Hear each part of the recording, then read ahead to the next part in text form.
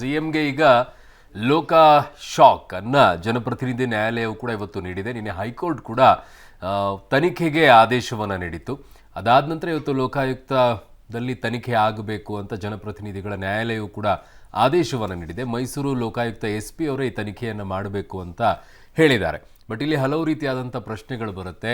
ಲೋಕಾಯುಕ್ತ ಸ್ವತಂತ್ರವಾಗಿದ್ದರೂ ಕೂಡ ಅದರಲ್ಲಿ ಇರುವಂಥ SP ಗಳನ್ನು ಆಯ್ಕೆ ಮಾಡುವಂಥದ್ದು ಯಾರು ಅಂತ ಹೇಳಿ. ಸೊ ಮೂಡ ಚಕ್ರವ್ಯೂಹದಲ್ಲಿ CM ಸಿದ್ದರಾಮಯ್ಯನವರು ಈಗ ಸಿಕ್ಕಾಕೊಂಡಿದ್ದಾರೆ. ಮುಖ್ಯಮಂತ್ರಿಗಳಿಗೆ 2 ದಿನದಲ್ಲಿ 2 ಶಾಕ್ ಸಿಕ್ಕಿದೆ. CM ವಿರುದ್ಧ ಲೋಕಾಯುಕ್ತ ತನಿಖೆಗೆ ಆದೇಶ ನೀಡಿದ್ದಾರೆ. ಮೈಸೂರು ಲೋಕಾಯುಕ್ತ SP ನೇತೃತ್ವದಲ್ಲಿ ತನಿಖೆಯನ್ನು ಮಾಡಕ್ಕೆ ಮುಂದಾಗಿದ್ದಾರೆ. ತನಿಖಾ ವರದಿ ಸಲ್ಲಿಕೆಗೆ 3 ತಿಂಗಳ ಡೆಡ್ಲೈನ್ ಅನ್ನು ಕೂಡ ಕೊಟ್ಟಿದ್ದಾರೆ. ಜನಪ್ರತಿನಿಧಿಗಳ ವಿಶೇಷ ಕೋರ್ಟ್ ಈ ಆದೇಶವನ್ನ ನೀಡಿರೋದು. ಸೊ ನಿನ್ನೆ ಹೈಕೋರ್ಟ್ ಆಯಿತು, ಇವತ್ತು ಜನಪ್ರತಿನಿಧಿಗಳ ವಿಶೇಷ ಕೋರ್ಟ್ ಈ ಆದೇಶವನ್ನು ನೀಡಿದೆ. ಸೆಷನ್ಸ್ ಕೋರ್ಟ್ನಲ್ಲಿ ಮೂಡ ಚಕ್ರವ್ಯೂಹದಲ್ಲಿ ಸಿದ್ದರಾಮಯ್ಯನವರು ಸಿಕ್ಕಾಕೊಂಡಿದ್ದಾರೆ. 2 ದಿನದಲ್ಲಿ 2 ಶಾಕ್. ನಿನ್ನೆ ತನಿಖೆಗೆ ಮಾಡಬೇಕು ಅನ್ನುವಂಥ ಆದೇಶವನ್ನು ಹೈಕೋರ್ಟ್ ನೀಡಿತ್ತು. ಇವತ್ತು ಲೋಕಾಯುಕ್ತ ತನಿಖೆಗೆ ಜನಪ್ರತಿನಿಧಿಗಳ ನ್ಯಾಯಾಲಯ ಆದೇಶವನ್ನು ನೀಡಿದೆ.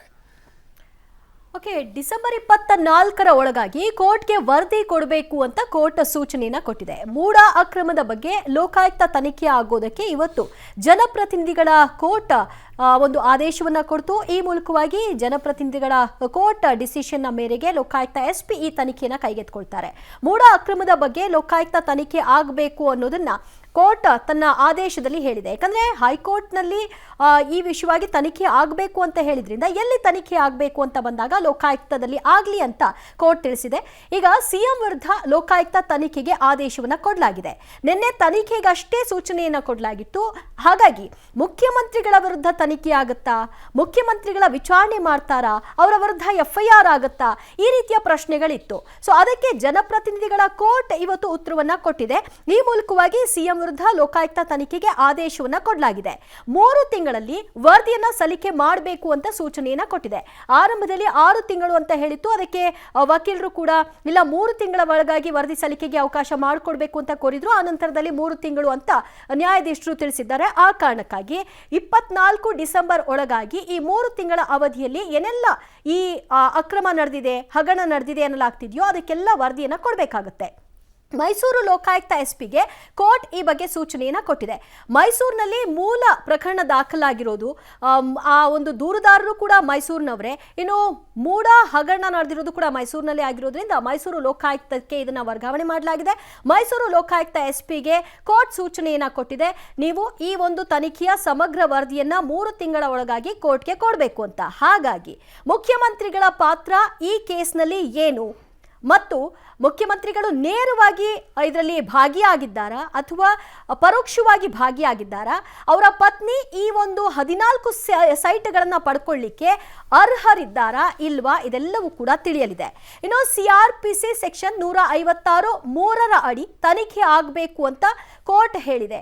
ಹಾಗಾಗಿ ಇದರ ಪವರ್ ಏನು, ತನಿಖಾಧಿಕಾರಿಗೆ ಇರುವಂತಹ ಪವರ್ ಏನು ಈ ಒಂದು ಕೇಸ್ನ ಅಡಿಯಲ್ಲಿ ಅನ್ನೋದನ್ನ ಗಮನಿಸೋದಾದ್ರೆ, ಲೋಕಾಯುಕ್ತ ತನಿಖಾಧಿಕಾರಿಗೆ ಸಂಪೂರ್ಣ ಅಧಿಕಾರವನ್ನ ಈ ಮೂಲಕವಾಗಿ ಕೊಡಲಾಗಿದೆ. ಅವರು ಇವತ್ತೇ ಇದರ ಬಗ್ಗೆ FIR ಅನ್ನ ದಾಖಲು ಮಾಡಿಕೊಳ್ಳಬಹುದು, ಇವತ್ತೇ ನೋಟಿಸ್ ಅನ್ನ ಕೊಟ್ಟು ನಾಳೆ ವಿಚಾರಣೆಗೆ ಬನ್ನಿ ಅಂತ ಕರೀಬಹುದು. ಇನ್ನು ವಿಚಾರಣೆಯ ಹಂತದಲ್ಲಿ ಅವರಿಗೆ ಸರಿಯಾಗಿ ಸಹಕಾರ ಕೊಡ್ತಿಲ್ಲ ಅನ್ನುವಂತಹ ಭಾವನೆ ಬಂದ್ರೆ ಬಂಧನಕ್ಕೂ ಕೂಡ ಒಳಪಡಿಸಬಹುದು. ಈ ರೀತಿಯ ಪವರ್ಗಳು ಲಭ್ಯವಾಗುತ್ತೆ. ತನಿಖಾ ವ್ಯಾಪ್ತಿ ಬಗ್ಗೆ ಅಧಿಕಾರಿಯೇ ನಿರ್ಧಾರವನ್ನ ಮಾಡ್ತಾರೆ. ಹೇಗೆ ತನಿಖೆಯನ್ನ ನಡೆಸಬೇಕು, ಯಾರನ್ನೆಲ್ಲ ಈ ತನಿಖೆಯಲ್ಲಿ ಭಾಗಿಗೊಳಿಸಬೇಕು, ಮುಖ್ಯಮಂತ್ರಿಗಳ ತನಿಖೆ ಯಾವ ರೀತಿ ಆಗಬೇಕು, ಇದೆಲ್ಲದರ ಡಿಸಿಷನ್ ಅಧಿಕಾರಿಯೇ ತೆಗೆದುಕೊಳ್ಳುವಂತಹ ಸರ್ವ ಅಧಿಕಾರವೂ ಕೂಡ ಅವರಿಗೆ ಸಿಕ್ಕಿದೆ. ಬಂಧನ ಸೇರಿದಂತೆ ತನಿಖಾಧಿಕಾರಿಗೆ ಸಂಪೂರ್ಣ ಪವರ್ ಇರೋದ್ರಿಂದಾಗಿ ಮುಖ್ಯಮಂತ್ರಿಗಳನ್ನ ವಿಚಾರಣೆಗೆ ಕರೆಯೋದು, ನಂತರ ವಿಚಾರಣೆಯ ಹಂತದಲ್ಲಿ ಸಹಕಾರ ಸಿಕ್ಕಿಲ್ಲ ಅನ್ನುವ ಹಂತ ಬಂದಾಗ ತನಿಖಾಧಿಕಾರಿ ಭಾವಿಸಿದ್ರೆ ಅವರನ್ನ ಬಂಧನಕ್ಕೂ ಕೂಡ ಒಳಪಡಿಸಬಹುದು. ಇದು CRPC ಸೆಕ್ಷನ್ 156(3) ಅಡಿಯಲ್ಲಿ ತನಿಖೆಗೆ ಇರುವಂತಹ ಒಂದು ಅಧಿಕಾರ. ಸೊ ತನಿಖಾಧಿಕಾರಿ ಈಗ ಏನ್ ಮಾಡ್ತಾರೆ, FIR ಬಗ್ಗೆ ಕೂಡ ತನಿಖಾ ತನಿಖಾಧಿಕಾರಿಯೇ ತೀರ್ಮಾನವನ್ನ ತೆಗೆದುಕೊಳ್ಳಬಹುದು. ಅಂದ್ರೆ ಈಗ ತನಿಖೆಗೆ ಒಪ್ಪಿಸಿದ ನಂತರದಲ್ಲಿ ಸಹಜವಾಗಿ FIR ಆಗಬೇಕಲ್ವಾ ಅನ್ನುವಂತಹ ಪ್ರಶ್ನೆ ಬರುತ್ತೆ.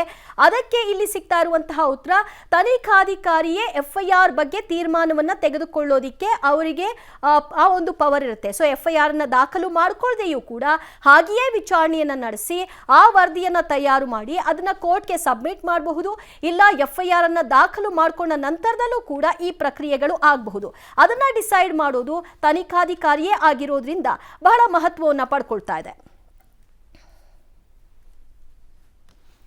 ನನ್ನ ಸಹೋದ್ಯೋಗಿ ಈಗ ಕ್ರೈಮ್ ಬ್ಯೂರೋ ಇಂದ ನರಸಿಂಹಮೂರ್ತಿ ನನ್ನ ಸಂಪರ್ಕಕ್ಕೆ ಸಿಗ್ತಾ ಇದ್ದಾರೆ. ನರಸಿಂಹಮೂರ್ತಿ, ಈಗ ಲೋಕಾಯುಕ್ತ SP ಗೆ ಕೋರ್ಟ್ ಎನ್ನೋ ಸೂಚನೆಯನ್ನ ನೀಡಿದೆ. ಬಹುಮುಖ್ಯವಾಗಿ ಈಗ ಇದರಲ್ಲಿ ಕಾಡುವಂಥ ಕಟ್ಟಕಡೆಯವಾಗಿ ಒಂದು ಪ್ರಶ್ನೆ ಏನು ಅಂತಂದ್ರೆ, ಅಲ್ಲಿ ನೇಮಕವಾಗುವಂಥ ಸ್ವತಂತ್ರ ಸಂಸ್ಥೆ ಲೋಕಾಯುಕ್ತವಾಗಿರಬಹುದು, ಬಟ್ ಲೋಕಾಯುಕ್ತಕ್ಕೆ ನೇಮಕವಾಗುವಂಥವರನ್ನ ಆಯ್ಕೆ ಮಾಡುವಂಥದ್ದು ಸರ್ಕಾರವೇ ಆಗಿರೋದ್ರಿಂದ ಅದರ ಮುರಾಜಿಗೆ ಒಳಗಾಗಿರುವಂಥವರು, ಮುಖ್ಯಮಂತ್ರಿಗಳ ಅಧೀನದಲ್ಲಿ ಬರುವಂಥವರು ಹೇಗೆ ತಾನೇ ಮುಖ್ಯಮಂತ್ರಿಯ ತನಿಖೆಯನ್ನು ಮಾಡಕ್ಕೆ ಸಾಧ್ಯ ಆಗತ್ತೆ? ಹೇಗೆ ಅವರನ್ನ ಬಂಧನ ಮಾಡೋಕ್ಕಾಗತ್ತೆ? ಹೇಗೆ ಅವರ ವಿಚಾರಣೆ ಮಾಡಕ್ಕೆ ಸಾಧ್ಯ ಆಗತ್ತೆ? ನರಸಿಂಹಮೂರ್ತಿ,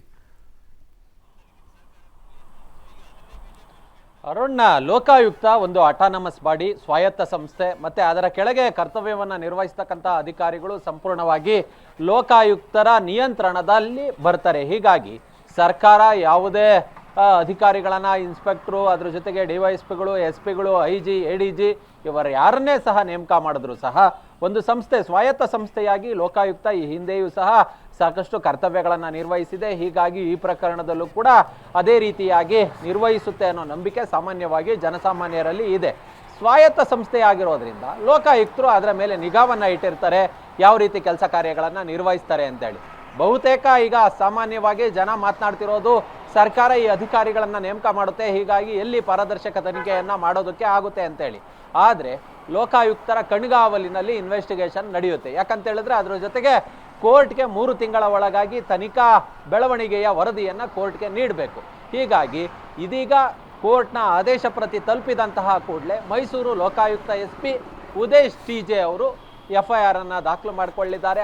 ಅದಾದ ಬಳಿಕ ಯಾರ್ಯಾರ ಮೇಲೆ FIR ಆಗಿರುತ್ತೋ ಅಂಥವರಿಗೆ ನೋಟಿಸನ್ನು ಕೊಟ್ಟು ವಿಚಾರಣೆಗೆ ಕರೀತಾರೆ. ಅದ್ರ ಜೊತೆಗೆ ಇದೀಗ ಮೂಲ ಹಗರಣ, ಭೂಮಿಯ ಒಡೆತನಕ್ಕೆ ಸಂಬಂಧಪಟ್ಟಂತೆ ಆ ದಾಖಲಾತಿಗಳನ್ನ ಪರಿಶೀಲನೆಯನ್ನು ನಡೆಸುವ ಕೆಲಸವನ್ನು ಮಾಡಲಾಗುತ್ತೆ. ತನಿಖಾಧಿಕಾರಿಗೆ ಇವರ ಬಂಧನದ ಅವಶ್ಯಕತೆ ಇದೆ ಅಂತೇಳಿ ಕಂಡು ಬಂದಂತಹ ಪಕ್ಷದಲ್ಲಿ ಅರೆಸ್ಟನ್ನು ಮಾಡ್ಕೊಳ್ಳೋದಕ್ಕೂ ಕೂಡ ಅವಕಾಶ ಇದೆ. ಆದರೆ ಇದೆಲ್ಲವೂ ಕೂಡ ಯಾವ ರೀತಿ ಆರೋಪಿತ ಸ್ಥಾನದಲ್ಲಿರ್ತಕ್ಕಂಥ ವ್ಯಕ್ತಿಗಳು ನಡೆದುಕೊಳ್ತಾರೆ ಅನ್ನೋದರ ಆಧಾರದ ಮೇಲೆ ನಿರ್ಧರಿತವಾಗಿರುತ್ತೆ. ಹೀಗಾಗಿ ಬಹುತೇಕ ಮತ್ತೊಂದು ವಿಚಾರ ಅರುಣ್, ಇಲ್ಲಿ ದೂರುದಾರರು ಯಾರಿದ್ದಾರೆ ಅಂಥವರು ಕೂಡ ಬೇರೆ ತನಿಖಾ ಸಂಸ್ಥೆಗಳಿಗೆ ಇನ್ವೆಸ್ಟಿಗೇಷನ್ಗೆ ಕೊಡಿ ಅಂತೇಳಿ ಅದು ಹೈಕೋರ್ಟ್ನಲ್ಲಾಗಲಿ ಅಥವಾ ಈಗ ಕೆಳಹಂತದ ನ್ಯಾಯಾಲಯದಲ್ಲಾಗಲಿ ಕೇಳ್ಕೊಂಡಿಲ್ಲ.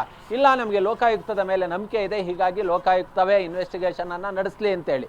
ಸಪೋಸ್ ಲೋಕಾಯುಕ್ತ ಅಲ್ಲದೆ ಬೇರೆ ಯಾವುದಾದ್ರೂ ತನಿಖಾ ಸಂಸ್ಥೆಗಳಿಗೆ ಕೊಟ್ಟಿದ್ರೆ, ಅದು ರಾಜ್ಯದ ತನಿಖಾ ಸಂಸ್ಥೆಗಳು, ಉದಾಹರಣೆಗೆ CCBಗೋ ಅಥವಾ CIDಗೋ ಕೊಟ್ಟಿದ್ದಂತಹ ಪಕ್ಷದಲ್ಲಿ ಅದು ರಾಜ್ಯ ಸರ್ಕಾರದ ಕೆಳಗೆ ಕೆಲಸವನ್ನು ನಿರ್ವಹಿಸ್ತಾರೆ. ಆದರೆ ಇಲ್ಲಿ ಲೋಕಾಯುಕ್ತ ಒಂದು ಅಟಾನಮಸ್ ಬಾಡಿ, ಸ್ವಾಯತ್ತ ಸಂಸ್ಥೆ, ಹೀಗಾಗಿ ನಿಷ್ಪಕ್ಷಪಾತ ತನಿಖೆ ನಡೆಯುತ್ತೆ ಅನ್ನೋದು ಎಲ್ಲರ ನಂಬಿಕೆ ಕೂಡ ಹೌದು.